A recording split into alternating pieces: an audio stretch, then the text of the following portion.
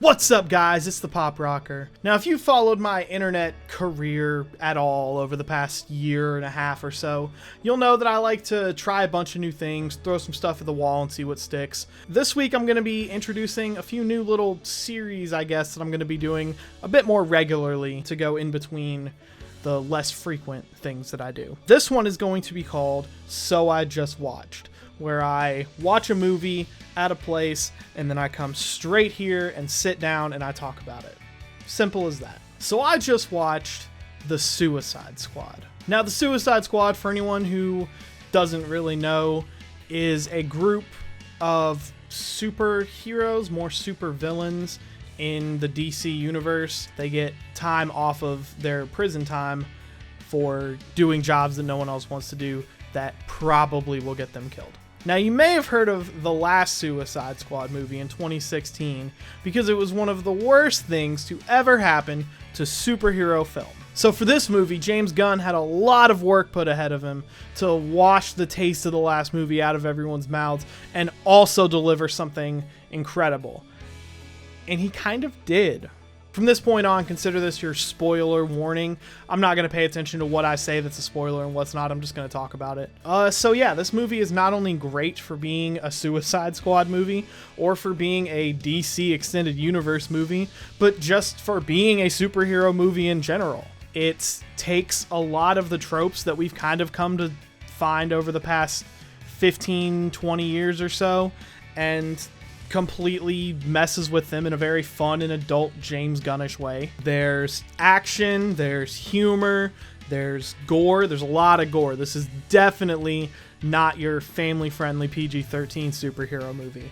There's character work. There's not really much in the way of plot, honestly. It kind of plays into the whole MacGuffin item. We have to get to X city with X bad guys and stop X thing from happening. But it doesn't really need it. It kind of fills that space with a lot of just interesting things to say about superheroes. And for a movie that kind of has a basic plot to follow, it manages to pull off a lot of plot twists.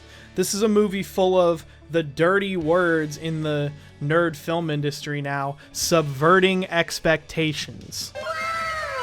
You kind of have a blueprint in place for what you think is going to happen in a movie like this, and very frequently it completely left turns on you. And for the most part, it always works. The only times that I would say it doesn't quite work is approaching the end when it's happened so much that it kind of gets tired. James Gunn manages to give just about every character their own arc and their own story, but doesn't force any of it down your throats, really. It all just kind of happens, even with the lead character. Idris Elba is Bloodsport. He's kind of just a generic, I can kill people with things villain. And he goes on kind of the, I'm a lone wolf, one-man band, cynical guy to his journey to become a leader. And by the time that moment happens and he becomes the leader of the group and displays leader qualities, you don't even really notice that much. And that's totally in a good way. You know, there isn't dramatic swelling music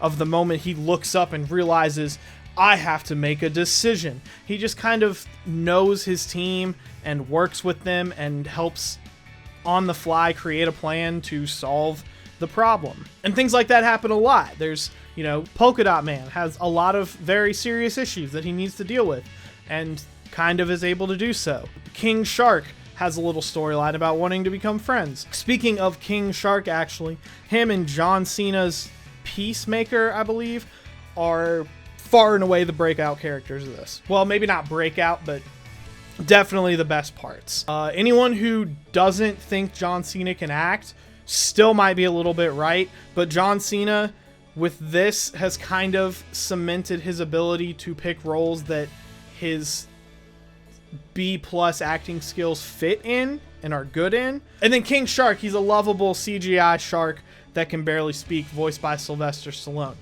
Who's not going to love him? Just about every character had something interesting to do and brought something fun to the story. Personally, that excludes Rat Girl, whatever her name is, because everything about her annoyed me and I just wish she wasn't in the movie. But a lot of people seem to like her.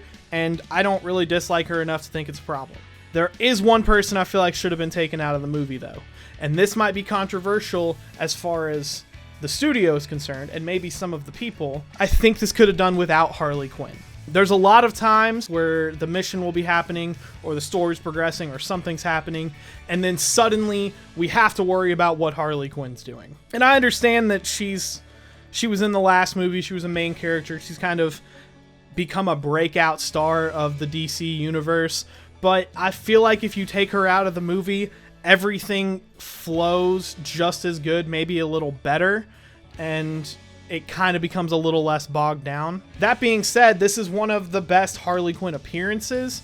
She's kind of at her most fun. They managed to continue her character work and storyline through the other movies that we've seen, and she wasn't bad. She just kind of was unnecessary.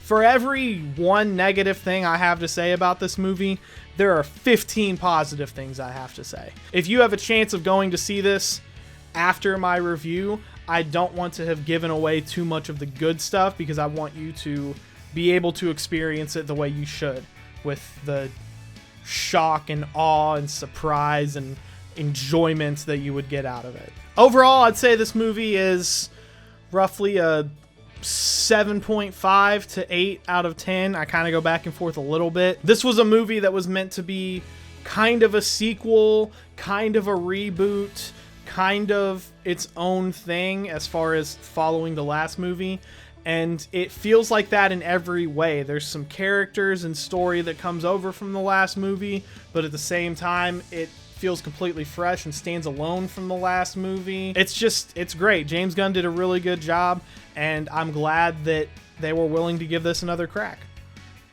Don't really care to see where it goes next, though. Thank you guys so much for watching. That was my quick little review of The Suicide Squad. Have you seen it yet? Do you agree with what I said? Disagree? Let me know down in the comments. Are there any other movies coming up that you want to see me review as soon as they come out? Let me know. Find me on my socials. As always, if you like what you see, like, share, subscribe, do the whole thing, but most importantly, tell your friends. And until next time, I've been the Pop Rocker, and I'll see you guys in the next video.